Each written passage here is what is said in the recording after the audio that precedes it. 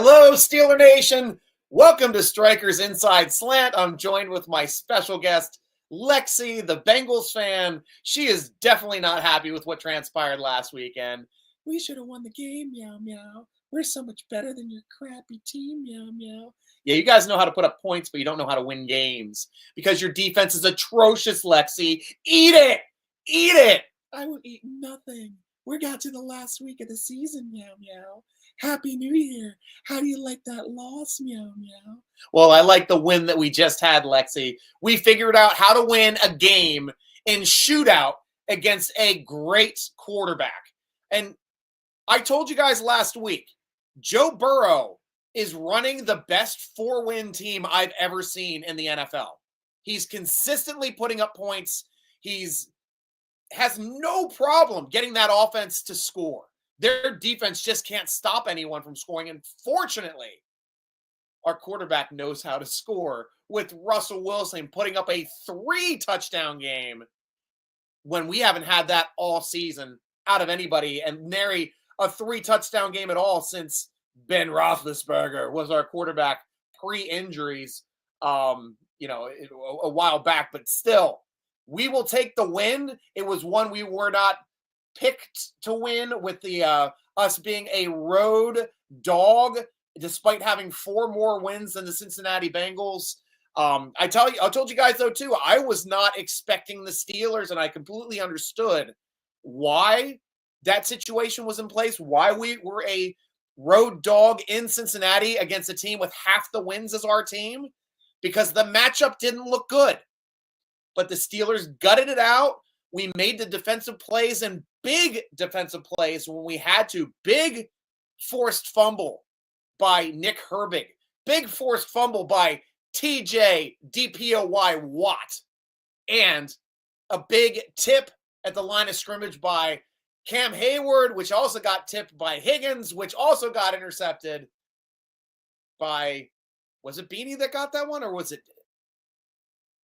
Now I forget if it was Beanie or if it was frickin' DJ that got that one. But speaking of DJs, let's talk about Deontay Johnson here for a second. And Cooley, thank you for being the first one to respond today. I saw you before the show started. That's early for you, my friend. Good to see you there, Robert. I'll be getting to your questions and comments here very quickly. But first, I need to talk about Deontay Johnson, another receiver that I absolutely loved. One of the best route runners per PFF in the NFL. And another wide receiver that only Mike Tomlin seems to get production out of. One good game in Carolina before they decided to ship him out because they didn't like the way he was in a locker room. Now you've got the Baltimore Ravens dealing with this head case. And guys, he just got suspended today for 1 game for conduct detrimental to the team. I hear it was because he would not check in to the Eagles game when they asked him to. I would like to know the situation of the check-in. I don't know if it was for special teams. I don't know if it was for a specific play set. But if Tomlin and the Steelers would have suspended Deontay Johnson for refusing to check into the game when he's had 0 stats for your team, Tomlin would have been lambasted by all of Steeler Nation. All you be like, Tomlin, oh, he lets the players walk all over him. Oh, he's such a bad coach. Nay, Steeler Nation. We already have a track record of Tomlin saying, you don't want to be here? You don't want to go into the game when I asked to put you in the game? LeGarrette Blount, late in the season, you're out. We want volunteers, not hostages. And lo and behold, the Baltimore Ravens and their great coach, John Harbaugh, have themselves a hostage. And I think that it's not helpful. This is a guy you just picked up. You're already suspending him for a game after he refuses to check into a game. What's going to benefit him by wanting to go in the future, huh? Coaching sure as hell isn't helping him out, not helping out his game. What is the incentive for him to play now since you took another game away from him? That was when Antonio Brown lost his freaking mind. When we suspended him in-house for a game. We didn't officially suspend him for conduct detrimental to the team. Tomlin handled that in-house. He didn't want it to get out. He said, show up to the game, watch the game, stay for the game, support your team. He left at halftime, never came back in a Steeler uniform ever again after that moment. We got 2 draft picks out of him. One of them ended up being Deontay Johnson. Funny enough. The other one, Zach Gentry. Still in the league, still blocking, still playing tight end. So, interesting situation. Obviously, you guys can have your ideas, but if they cut Deontay Johnson, I'd pick him up. I honestly would pick up Deontay Johnson. I'm not going to lie to you. He would work great in this offense, and that is what we are lacking. A target at the X receiver. And would he want to come home? Would he want to play for us if he got home? Has he lost his mind and just can't play football anymore since going to Carolina to be a stud receiver where he had to work out the kinks a little bit with the young kid and then started playing with the backup was Andy Dalton, I think, was thrown to him and had a great game with Andy Dalton. Outside of that, bupkis. Would Tomlin be able to restart that engine again and say, look, have you learned your lesson? Those would be the questions you ask if you're going to bring him back. Have you learned your lesson? Have you realized what it takes to be good in the NFL? Have you realized that we only want you if you want to play for us? Because now we're getting him for nothing. That is the only way we can get Deontay Johnson back this season is if he's released. That's it. Because he was traded, so the Steelers cannot trade back for him for 2 years. That is the rule. If you trade a player, you cannot trade back for them for 2 years, but if they're a free agent, it's fair game. That's the only way the Steelers can get back. Guys, this is a live show. Questions, comments, everything. You know I'm going to you. You know this is the way the show works. You know I saw Robert, of course, going to you first, Robert. Add that they discovered passes over the middle on first down could work. Loved it. Loved actually seeing slants. Love seeing them work the middle of the field, which they also did in the Cleveland game. Just the weather wasn't good enough for them to really take advantage of it. They could against Cincy, and they blew the doors off. Nice deep middle pass for a touchdown to Calvin Austin. Nice deep skinny post up the seam to Pat Freiermuth as well. 2 great plays. And then George Pickens making a great play off of the wide receiver screen, the bubble screen, tiptoeing down the sideline that shows athleticism and getting the end zone. His only problem was he cost us 30 yards. Thank you so much for all of the yardage you got for us. You also cost us 30 yards. So I think he had 80-some yards, so his net would be 50-some. So that is the aspect that I am disappointed with George Pickens, though. Tomlin is handling this as well as he can handle it.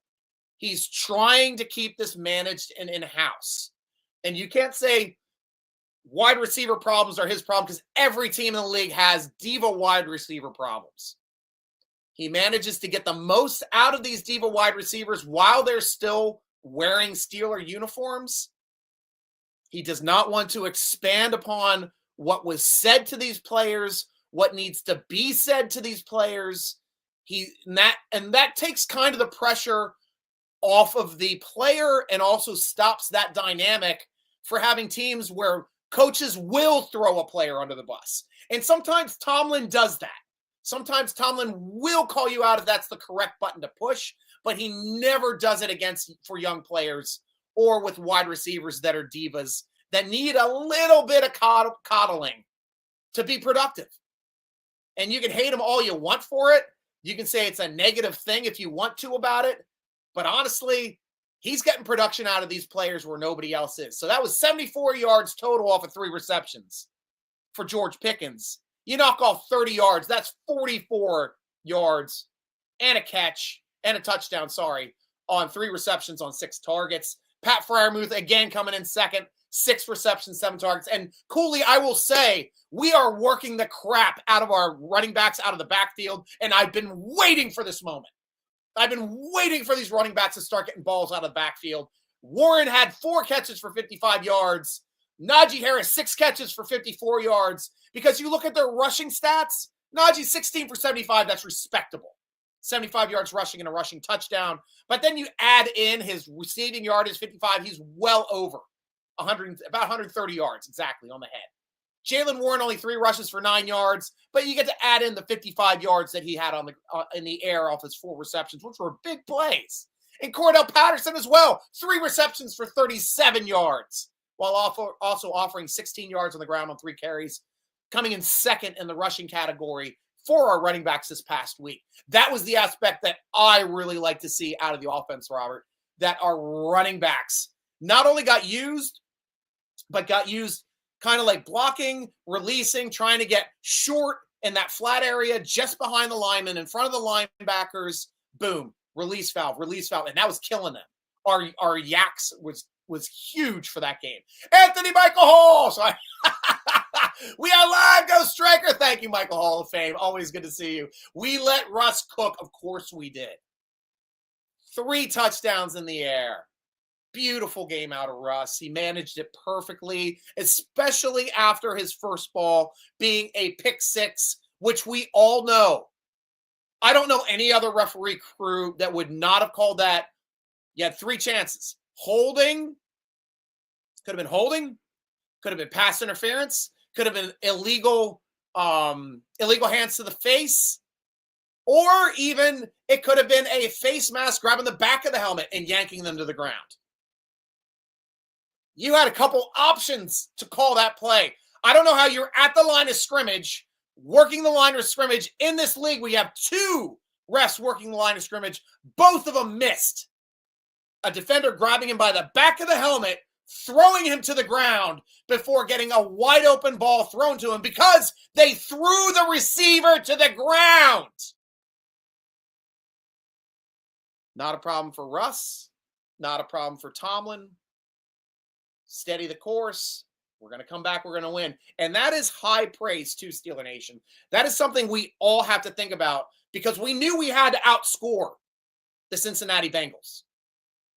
Not only do we outscore the Cincinnati Bengals, we had to outscore them by spotting them 7 points on offense. We were in a 7-point hole and still outscored them, scored 40 in the game to win the game. That's huge. That's what I like to see out of my team, that kind of perseverance after a big mistake like that. Michael Hall, that game was an unexpected blowout. Absolutely. Michael Hall, finally a quarterback that throws more than 3 touchdowns and 400 yards. We only seen that out of Big Ben. And Big Ben, and that's one of the things that's rare too. Once you start getting to this range where quarterbacks are throwing for 400 yards and 500 yards, they usually are losing games because they're trying to throw from behind. That's what happened to the Cleveland Browns this past week. You had Winston thrown for 500 and teens yardage. He lost. Ben Roethlisberger is the only quarterback that's done it 3 times and won them all. He was feasting. Other big quarterbacks get 500 yards. They usually lose them. They're usually losing. Michael Hall, can we put boxing gloves on Joey Porter Jr. with his absurd penalties? Well, it'll help him out with his WWF moves and his finishing moves on everything else going on at the same time. Some of them were ticky-tack.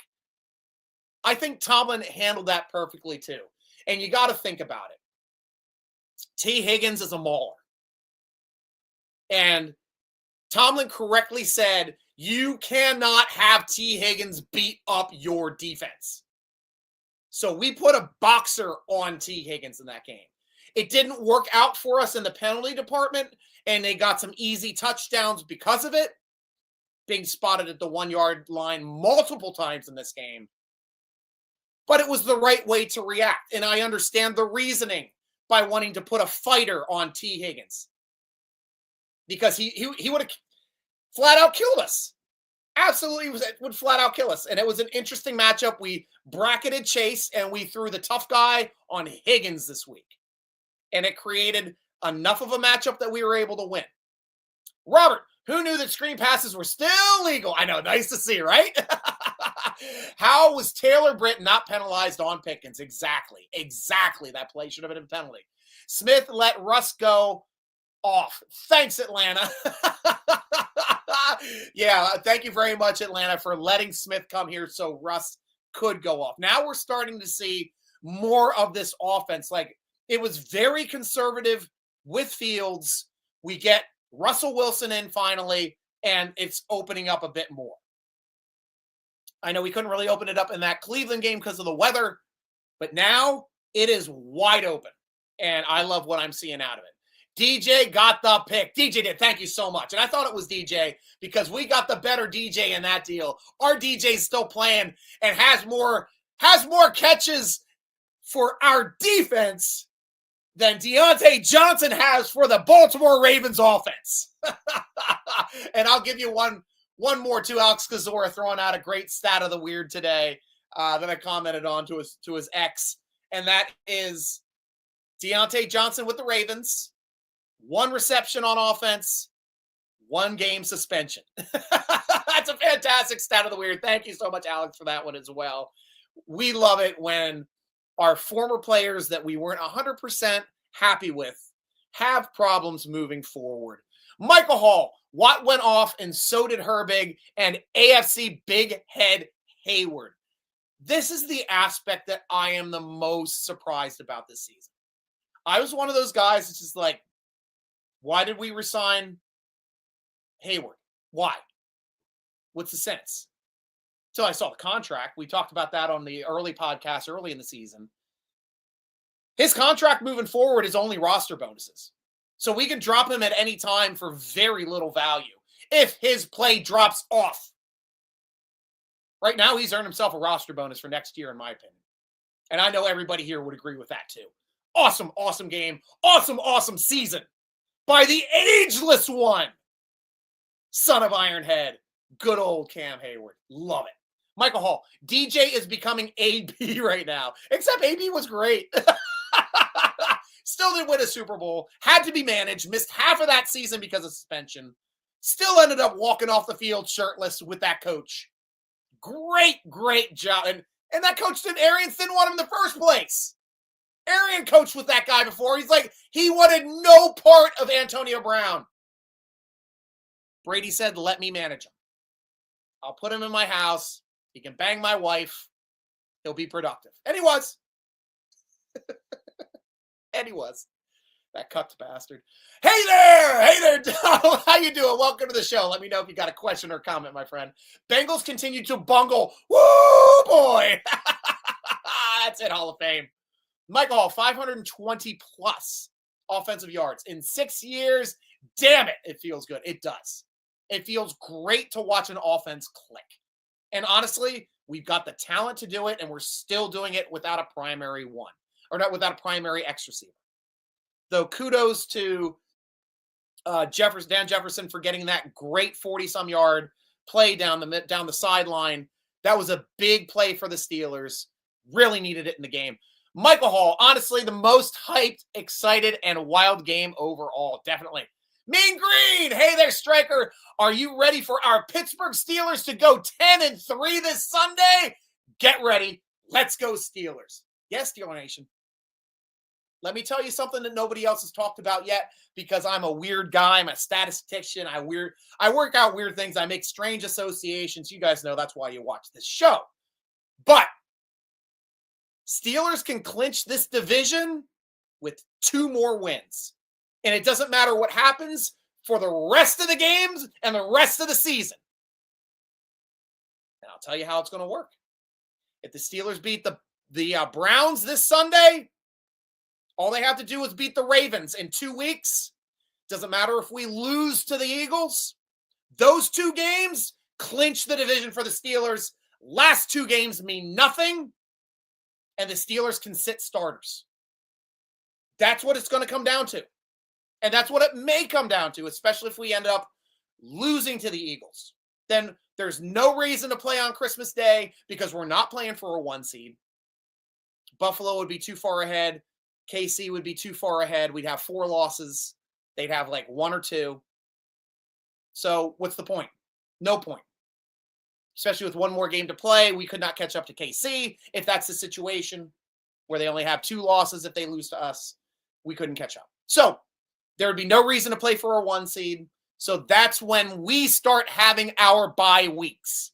Steelers bye weeks are going to be at the end of the season. We might lose to Cincinnati last game of the season, but it won't freaking matter if we end up clinching this division in 3 weeks by having a win against the Brownies and the Ravens.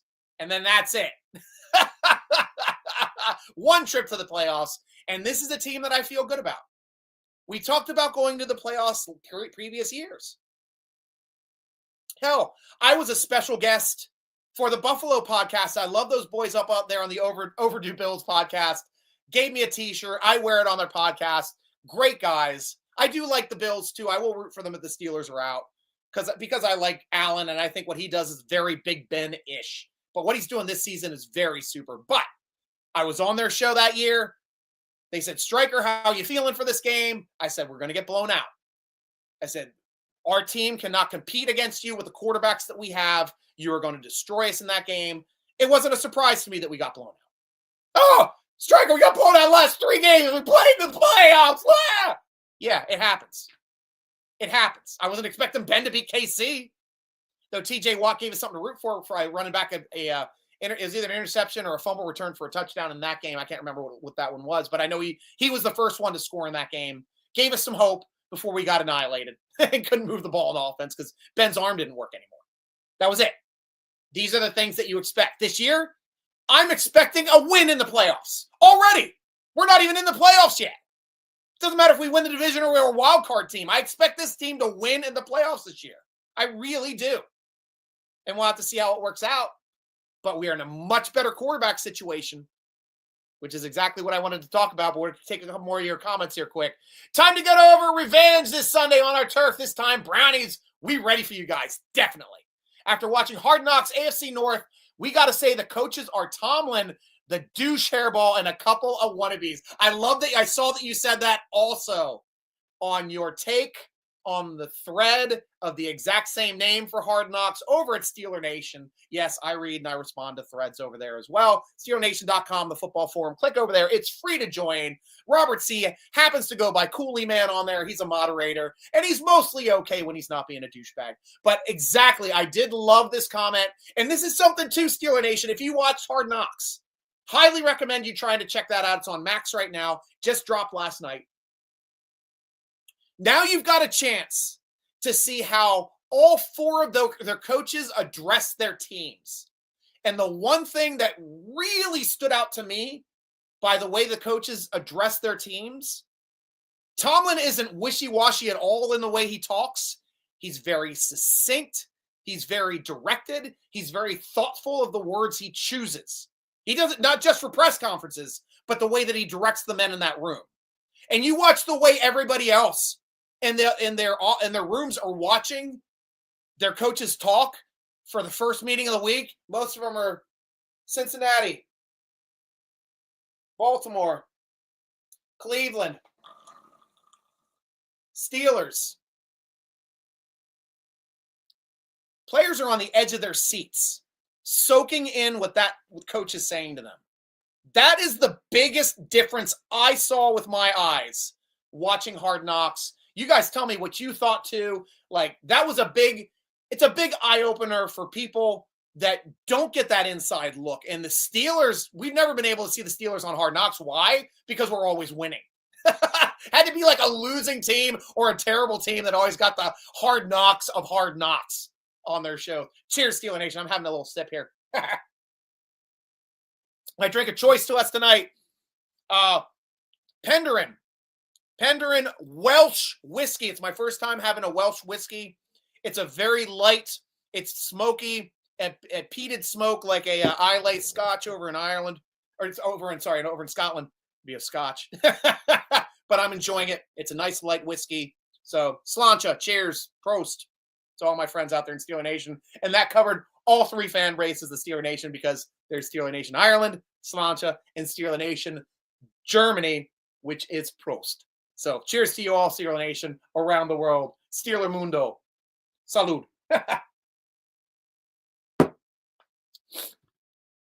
Donald. So bench him during the game, like for a sec of downs, and prove it to him that can happen on it, and we can do it again and prove it to him. I think, are you talking about DJ? You might be, Donald. Let me know. Thanks to the Eagles beating Baltimore, now a game and a half, I believe, in the North. Yep. Still got to continue our own work and no worry about anybody else. Yeah, if we win this week, we are 2 games up on the Ravens, which means all we have to do is beat the Ravens to win the division. Even if we lose against the Eagles, we'd still be 1 game up on the Ravens. If we win that game, there's 2 more games to play. But if we won that game, we'd be 2 games up on the Ravens. Division's ours, already clinched. Bam, in the playoffs. We got a nice, quick path to the playoffs, and I know Tomlin knows it. Sportscasters don't do math well. Robert, 10 different receivers caught a pass, but Williams was not among them. True. I don't know really how they're using Williams, other than not as an X receiver. I know when Austin goes down, they kind of throw him in the slot. So like as a big slot, but still, I will say one thing that I need to get out that we haven't talked about before, and that is Skronik. I've been watching Skronik's tape, and the more I'm watching it, the more I am loving it. Guy's huge. He's like 6'5", and he's a big blocker. He's knocking the blocks off of people. And he's making the most out of his opportunities when he's targeted. He's catching the football. He's extending the chains, getting first downs. That's probably the biggest reason why Williams isn't getting the quality snaps that I was expecting him to get, is because Skronik is coming up in the with his play. Who do you get more? The guy that's a backup on the Jets, or the guy that's coming up through your practice squad system that's showing he can play football in the NFL, and we are starting to develop him. So that's the give and take we're going to have right now. It's not like Williams is doing bad. Oh, gosh, that was a busted trade. It's, holy crap, Skronik's doing great, and we didn't even have to trade for Williams. That's what it comes down to. It could have been Skronik making that catch in the end zone to beat Washington.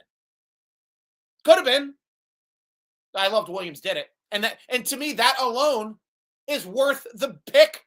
That's worth a 4th round or whatever the hell we gave up for him. We got a win on the road against a great offense and a great NFC team. Playoff team. Bar none. We got a win. That's worth a draft pick to me. It is. Ian, hey, Stryker, another win. Pickens did well, although the calls against him were rough. He needs to calm down. He needs to calm down a lot and grow up quick, according to Tomlin. And this is the time, he's still a fairly young player. I know he's coming up for his next contract. Steelers got to decide whether or not they're going to give it to him this offseason, because usually they give it to him with a year to play, with 1 more year left to go. That's usually when the Steelers end up making a contract offer to a player. But it may come down to, let's play out your contract, see how you do, and we will negotiate next offseason for a long-term contract if you can show us that your attitude and your play outside of the whistles aren't going to hurt this team inside of the whistles. That's what it comes down to me. Dawn Lilypod, great to hear from you again. It's been a while. Looking forward to Williams getting involved. We are going to have a plan for Myles Garrett this time, damn it. Yes, we are. I saw him grab his hamstring, too, in the last game, in the second half. I don't see – well, now I got to go over to the Browns website and click on it just because I want to see their injury situation and how they have him listed. Because I did see him grab his hamstring, come off the field. Oh, Browns only have because we're the only team that released a injury list today on time. So the Browns don't even have it listed on theirs. I have ours listed.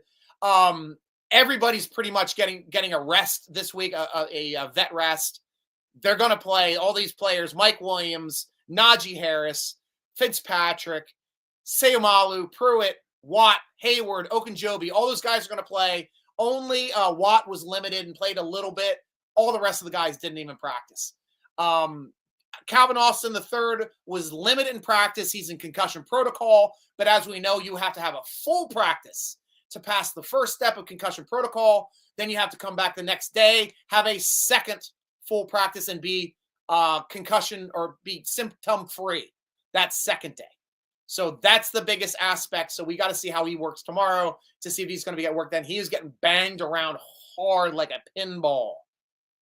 And he took a lot of damage in that game, and I feel badly for him since he's a smaller guy. Corey Trice Jr. was a full participant with his hamstring. He's on the IR. I believe he has to be activated this week or he's lost for the season. This is the end of his 21-day window. So if he's not active this week, he is out for the season. So look for us to activate Corey Trice this week. Alex Highsmith, we have high expectations of him playing this week. He was limited so far on day one. We'll see if that means that they're just resting him a little bit more to have him go full tomorrow. That's going to be the determining factor on whether or not he comes back. Same thing with Montravis Adams, the only other person on our practice squad who's still technically on injured reserve and not rostered with his knee. He was limited today. He is working his way back. We'll have to see if he gets back to give some more depth there at nose tackle. Ian, what did you think of the calls on Joey Porter Jr.? Most of them that I saw, I yelled at him initially, watched the replays. I'm like, okay, I can see how they did that. Except for there was the one in the end zone, which I thought was just hand checking. And they were both hand checking each other. Should not have been called. They're both aggressive players. But you got to take the good with the bad. That's it. Like, you get your hands up. Hell, I was surprised that George Pickens didn't get called for offensive pass interference on the one where he pushed the guy high. Because you can't push him up here. You do this with a giant hand and you touch a guy's chest. Refs see that a mile away. I'm surprised that not Joey Porter, but George Pickens didn't get called for that one pass interference, offensive pass interference on his big play. But that's the give and the take in this league. We didn't get the call on that one. We got the big play. They got the calls in the other. They get the ball on the 1 yard line in the end zone. You know, the one difference about the Pittsburgh Steelers, though, which is different than the Ravens, different than the Cleveland Browns and Cincinnati Bengals, the Steelers and the Steelers organization will say that they're not happy with a call, but they will never say that the call is the reason why they lost the game. Ravens fans, bad call! Bad call! Because they're Ravens. That's all they say. Bad call, ref. All they do is squawk at the refs. A loss is never their fault, especially not Mr. Jackson's fault. Can't be Mr. Jack. Bad call! Woe is you, Baltimore. Sorry, Juan. Here's a natty bow for you. Cheers here, Juan. Yeah.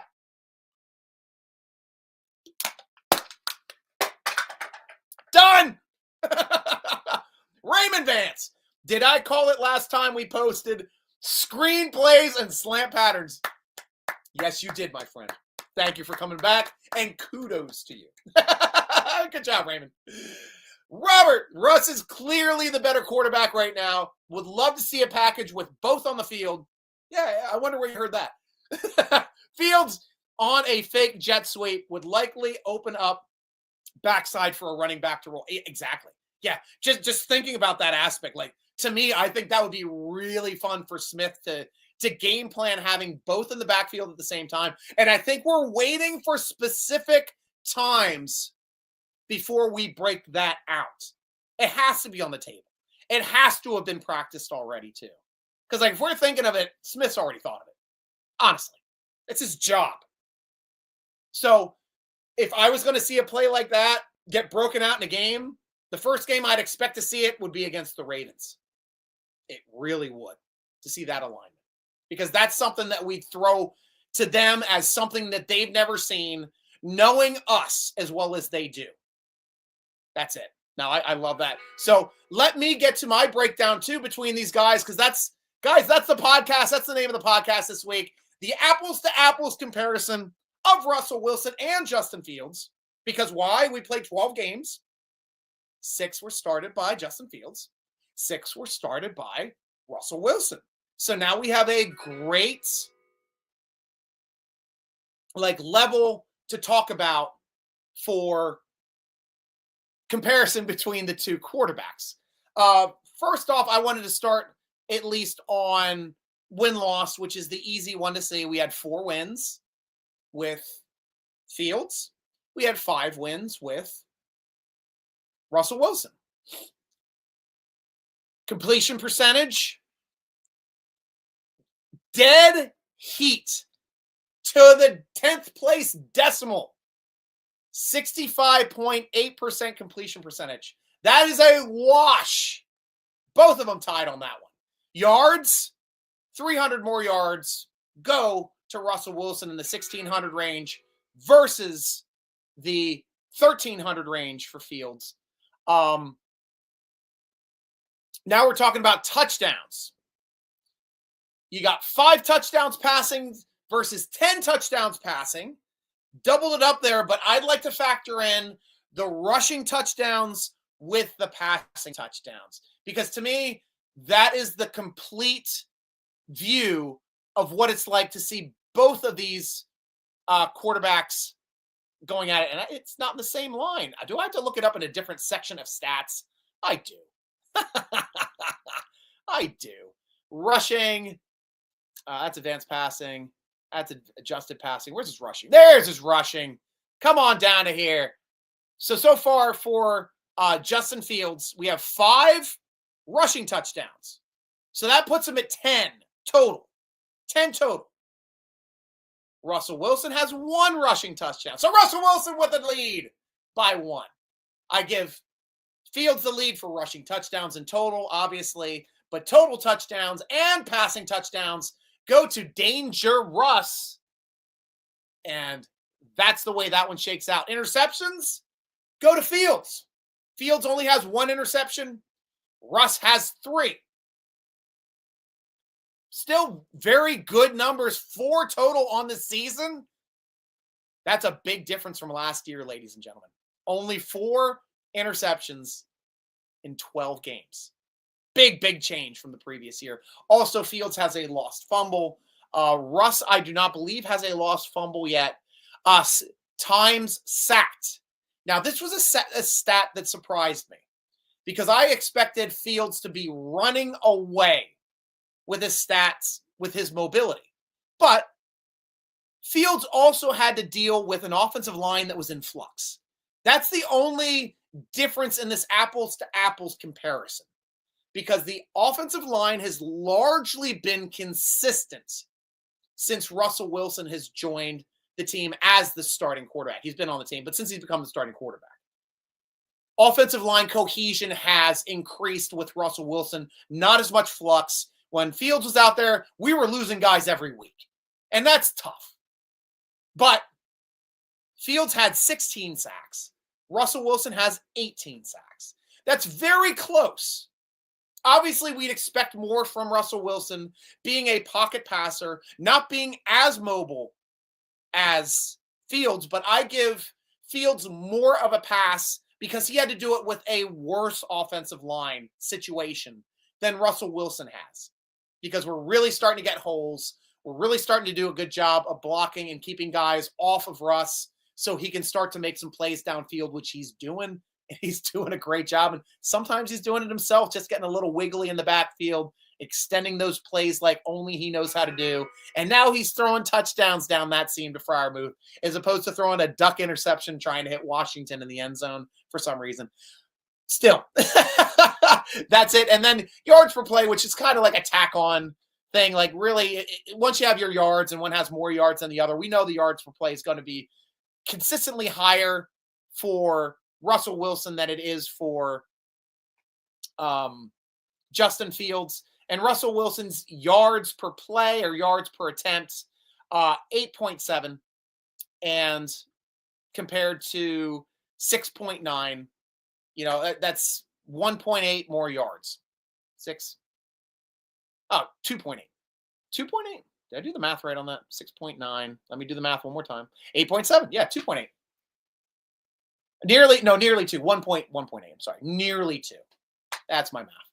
Because one's a higher number on the decimal side. So yeah. So nearly 2 more yards per attempt from Russell Wilson than Fields. And that's goes to show you on the football field as well, because Russell Wilson just had a 400-yard game, ladies and gentlemen. And that's something that, unfortunately, Justin Fields did not sniff this season. His best passing in a game for yardage-wise, he had 312 yards against Indianapolis when he was fighting back from behind and nearly stole that game, if not for a really bad snap by Frazier. Though I will say nothing bad about Frazier now since he's come back from injury. He's been snapping perfectly, as opposed to having one bad snap a game in those first 4 games before he got injured. And that was something we had to work against. So another aspect of the season we've got to consider when it comes down to there. Also, just looking at their games, Fields only had one game where he threw 2 touchdowns. The other games where he threw touchdowns, only one. 1 in 3 more games. So only one game where he had 3 combined touchdowns. And where's his rushing touchdowns? Oh, they had 2 rushing touchdowns against Indy to go with his. Oh, I think he had 2 passing. Did he have 2 passing touchdowns in that one too? No, he had 1 passing touchdown. So that was 3 total touchdowns in the Indy game. So that's what we know. He had 1 3-touchdown game, what I'm giving him credit for, because 2 with the legs, one with the hands. He was a great player in that game. Now let's look at Russ's numbers. Russ had 3 touchdowns passing last game against Cincy. We knew that. He had 3 touchdowns passing against Washington. And then in his first game against the Jets, 2 touchdowns passing, 1 touchdown on the ground, 3 total touchdowns. He now has 3 touchdown games versus Fields' 1 3-touchdown game. And the only other aspect now that I can talk about, which I am going to obviously say, Russell Wilson was the right choice. I don't think anyone in Steeler Nation can now argue that we should have stuck with Fields, especially now that the games have gotten harder. But consistency and cohesion on the offensive line have been a determining factor to really help Russell Wilson. And also I will give Russell Wilson credit because he has the leadership factor. I love listening to this guy talk. And I don't know how he did not work out in Denver, how they were saying he was a locker room cancer, how they had cut him to pay him $38 million just to play for the Steelers this year. Because he's been nothing but humble, contrite, supportive. He has been the perfect leader for this team. And he was the reason why he was a captain before he was even starting. The guy loves it here in Pittsburgh. He loves it. We've gone out on a limb for him, given him another chance to be a playoff caliber, possibly Super Bowl caliber, deep in the playoff quarterback again for a team and a great organization. And this is a guy that's been around the league long enough to know when you have it good, you got to learn to appreciate it as opposed to biting the hand that feeds you. So thank you, Russell Wilson, very much for winning the quarterback battle in the preseason, now winning the quarterback battle in the regular season, bar none. But I will say one thing I do love how Russell Wilson and Justin Fields will be used moving forward, because we've already had Justin Fields close out a game for us, come back in and make another play in the game for us. That's the X factor. That is something that we love to have because we've already set up the base for success for Fields, so he's comfortable coming onto the field in any situation, whether or not Russ is hurt or not. Just coming in to be a closing factor, get us a first down, make a play, win the game, get us a touchdown, get us a short yardage conversion. That's what I'm expecting to see out of Fields moving forward, and I think we're sitting on it like a hen on an egg for the playoffs, because we don't want to put film out on it. I think we will use it in the regular season. I think we'll see a short yardage conversion because we're going to have the brotherly shove in 2 weeks. Are we going to have the steel pound? Is that the way it works? That sounds a little wrong. I got to think of something better. We got to think of something better, Steeler Nation, other than steel pound. Oh, but Ian, Moore did a great improvement against Henderson. Yeah, Henderson's a dog. He's having a killer year. I think he's at 10 sacks. Like, he's above Myles Garrett right now. Dog. Great game for Moore. Helped him out a bit more, and I think we're going to be really helping him out this upcoming week because it took us to the second half to really manage Russell or Myles Garrett, and by that point, he'd already done the damage, and the weather worsened. So, made it much more difficult. And we did come back, but it made it more difficult to play defense. Michael Hall of Fame. If you go to the Browns website, be careful for bugs on your computer or it crashing. Yeah, I think my computer has a staph infection now. I got to make sure to get that cleared. Carlos Daniel Goncalves! Mucho gusto, mi amigo! Hola, ¿cómo estás? Venezuela! Yeah, great to hear from you, my friend. Always love hearing from you. Lidos over at SteelerNation.com on the football forum. Go Highsmith and Trice. Greetings, Stryker. Greetings to you. Bienvenidos. Great to see you, my friend. As always. Michael Hall. Heard CA3 had a head injury. Will he be available Sunday? He is in concussion protocol. Concussion protocol is tiered. He had a limited practice today. Means nothing for concussion protocol. You have to have a full practice. Then you have to show up the next day concussion-free and symptom-free. That's how you clear concussion protocol. So if you have 2 full practices in a row, he'll be cleared. So we got to monitor how he's doing this the rest of the week. If he's full tomorrow and then full on Thursday, he's cleared protocol.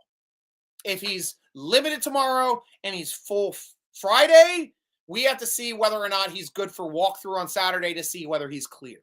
Because they have to see whether he shows up on concussion protocol for Saturday. And the doctors are the ones that do that, not the coaches. Coaches don't do that at all. That's all. The Steelers, it was pretty early when they had Big Ben. I think it was right around his motorcycle accident where they started doing a preseason cognitive test for all of the players. So that's something that we do that a lot of other teams don't.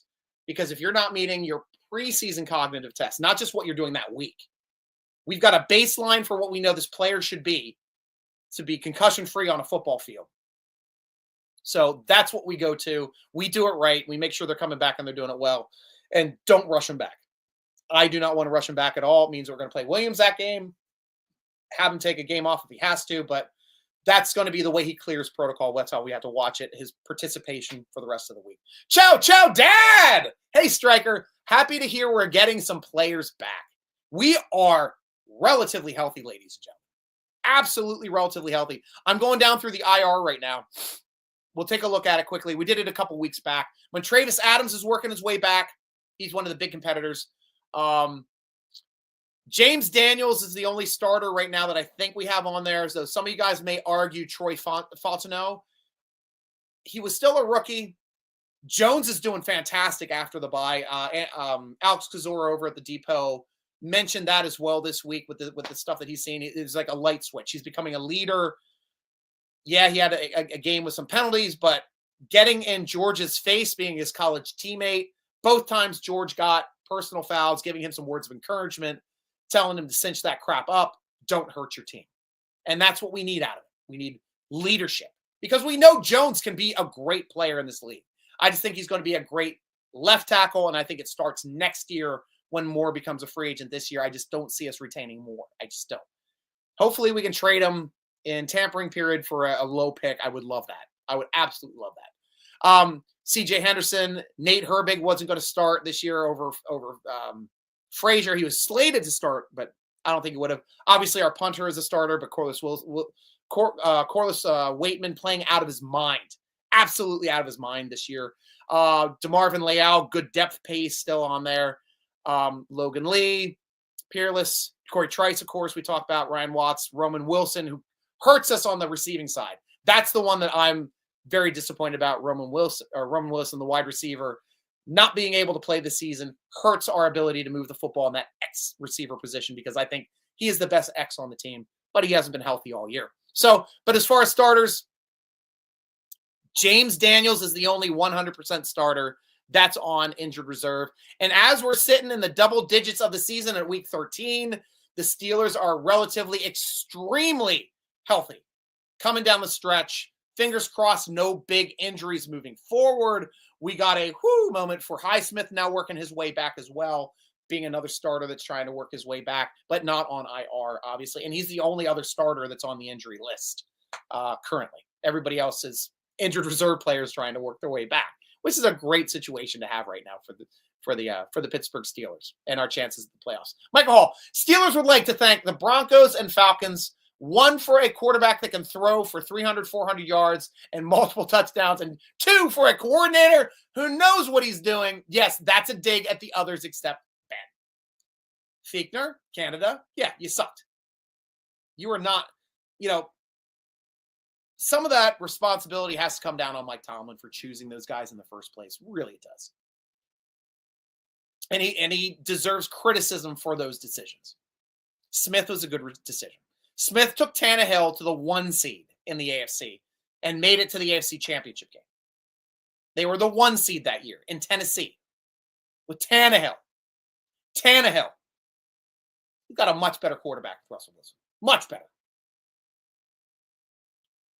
And the more I'm seeing out of Russ now, I think he'll want to stay in Pittsburgh next year. If he goes deep into the playoffs, they're going to make an offer. Will he play for 30 a year versus maybe 35, 36 somewhere else, which would be on a worse team, getting more money? He got 40 a year over in Bronco land. Might get that again. But would he take 10 mil less a season just so he can play on a winner? Just so he can play in a great organization? That's the $10 million question. We'll have to wait on that one in the all-season Steeler Nation. Michael Hall and Canada. Oh, yeah. Blame Canada. We always did. Ian, so the question is, for the future of the Steelers, do we keep Fields or Wilson? I was telling you early in the season, Russell Wilson's a 1-year rental. Fields is the quarterback of the future, regardless of who's the starter this year. That was my preseason, early season view of this team. I even said it right when I was ready for Russell Wilson to start. I said, Russell Wilson is our quarterback this year. Fields is our quarterback of the future. Now, I don't know. I'm liking Russ more and more. I'm leaning a little bit more on the Russ side. Maybe we get 3 years total out of Russ, 2 more after this one. He's up there in age.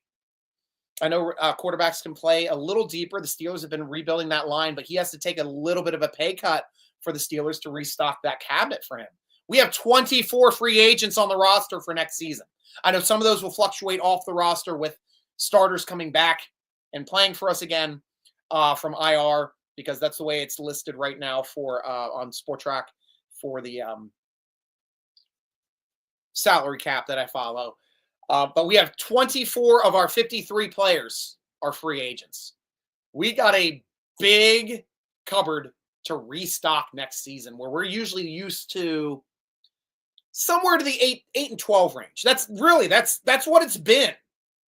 We had 1 year with like 5 or 6, but it's right around right around 10. We always have to replace about 10. Most of them are utility players. Most of them. If you want me to go through it quick, I'll check out I'll go to the team salary cap right now, and I'll show you, and I'll tell you at least the players that I would re-sign, the players that I'm kind of worried about right now, possibly losing. Yep, free agent. I'm going to click on that one. There we go. No, the other year. Damn, we got Freiermuth through 2029. He's on the team for a while. All right, free agents next year. Dante Jackson, great player, starter. 1. Landon Roberts, good player, situational, rotational starter. Good player. Najee Harris, great starter. Boom. Now, I want to go to this one before I start talking about this, because everybody's like, oh, Jaylen Warren.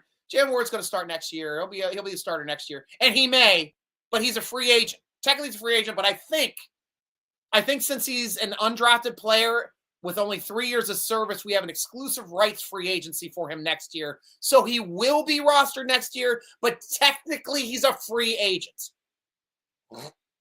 But he's one of those people we've got to assign a second round or first round tier tag this offseason to give him his pay scale to go up to that second round, first round status, which means the Steelers would get a first rounder or a second rounder if another team signs him away from us and we fail to match that contract that was made. So that's another guy we've got to worry about, or at least consider for being a possible free agent. So I'm not saying he's a starter yet. KZ, love KZ, situational starter. He's 31. Love to bring him back. He's on the cheap. We probably can bring him back. Dan Moore is a starter, but we have two guys in the wings that are ready to take over. We're ready for the Jones left tackle era to start. We really are. Because then we'll have two great bookends. Justin Fields and Russell Wilson. So one more starter being a quarterback. And Kyle Allen.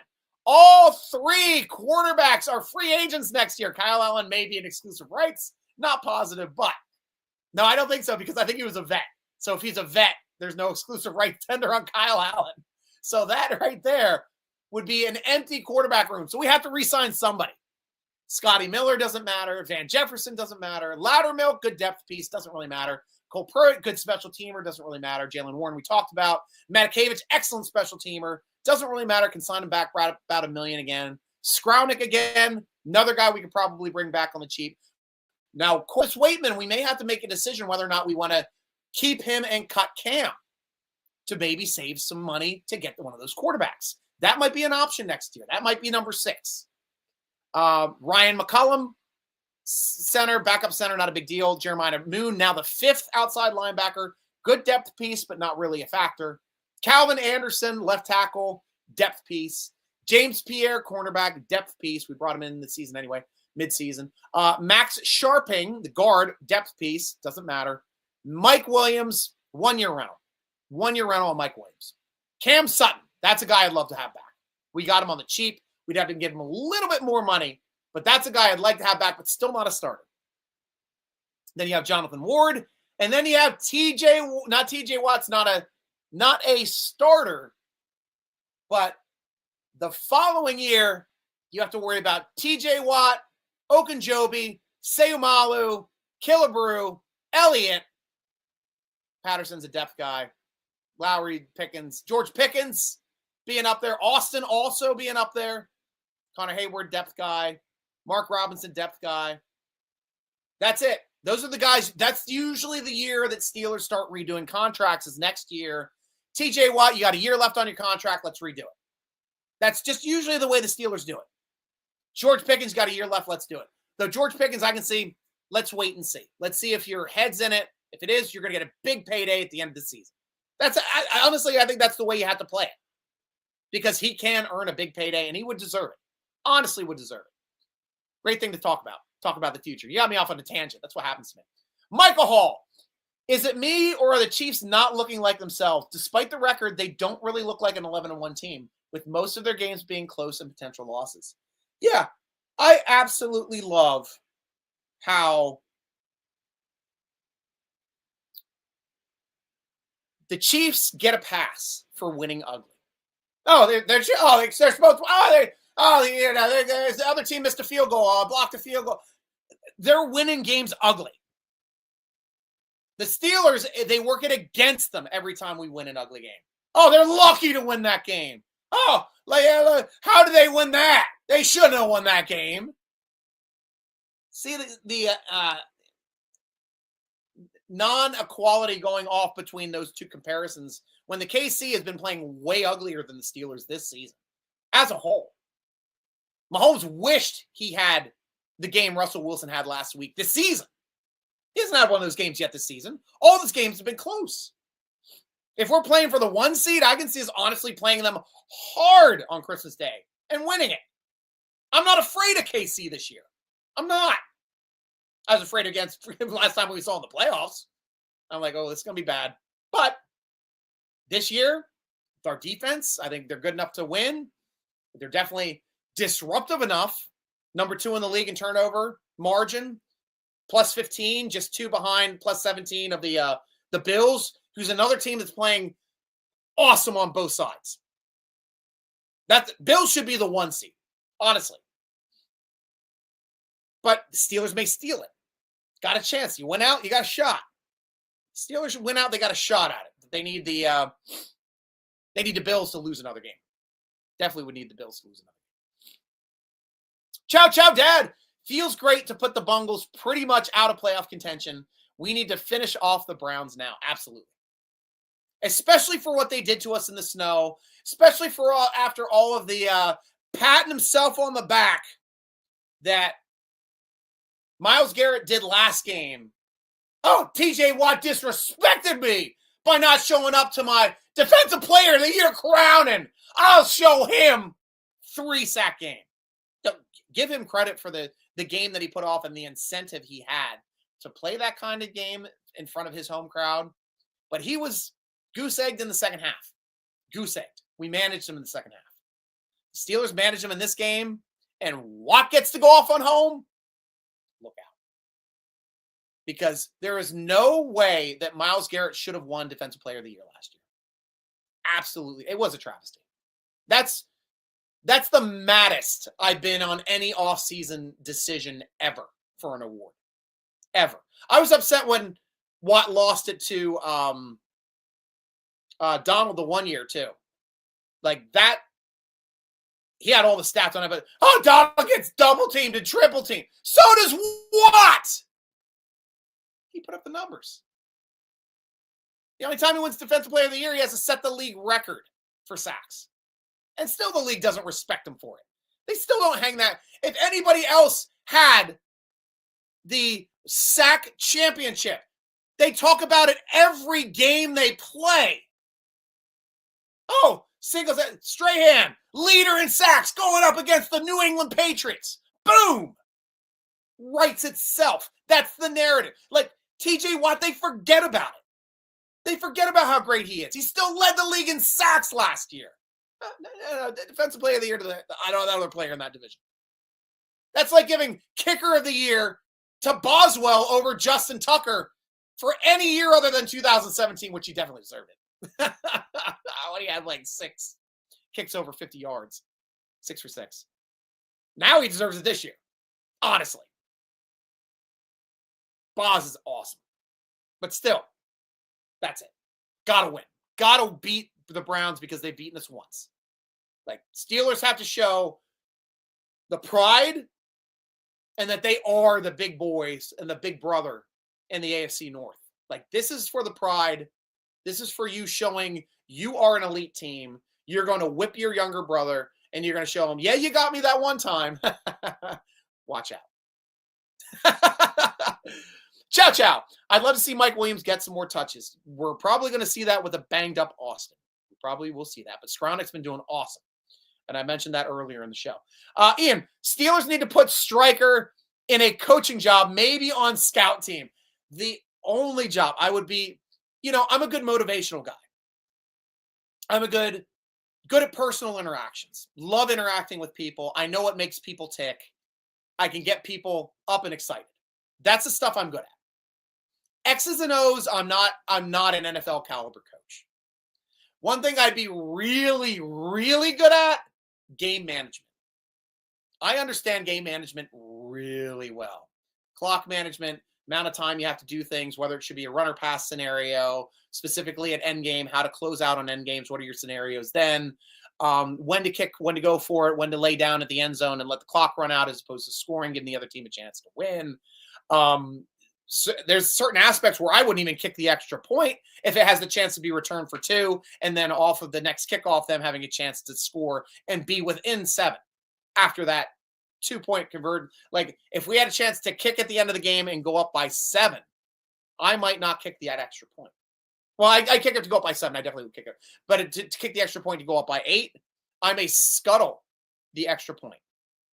So they can't run it back and then get a chance to score a touchdown to win the game outright. So that's some scenarios which I've thought about. I wouldn't pass. I wouldn't punt nearly as much. I'd be going for 4th and 1s anywhere on the football field. Doesn't matter if you're on our 10-yard line. That's the way you have to start playing in the NFL. And that's the way the Eagles should be. The way that they get the brotherly shove to work anywhere on the football field. If I was the Eagles game manager, there is not a spot on that field where I would not go for a 4th and 1 brotherly shove. Not a spot. And the Eagles do have spots where they don't do it. Usually inside their own 30. They will not do it. Michael Hall, NFL experts, I believe, still think the Ravens, Tucker is the most accurate kicker. Boswell, somebody hold my beer. Boswell right now is the most accurate long yardage kicker in NFL history. He's not the most accurate kicker in NFL history total. And I know that block kick works against his accuracy, unfortunately, because that was going through the uprights. No two ways about it. But that's his blocking line is the detriment to his stat on that play. That's his first bad miss of the season. And it's not even on him. He doesn't have a bad miss this season. He hasn't missed anything under 55 yards at all. Guy's a absolute dog this year. And I love me some Boz. Love me some Boz. Michael Hall, Garrett and Donald robbed TJ. He should have been his brother at JJ at 3. Yeah, he should have been 3-time Defensive Player of the Year. Even JJ, I believe he posted on Twitter, he was shocked TJ didn't win it that year, even though he had better numbers. He had better numbers all the way across the board than Donald that year. Absolutely. Absolutely. Justin Tucker equals Charlie Brown had some misses. You guys have Lucy out there as his holder. Whoop. I promise I'm not going to do it this time, Chuck Tucker. I'm not going to do it this time. Go, come on, kick it. Ah, you blockhead.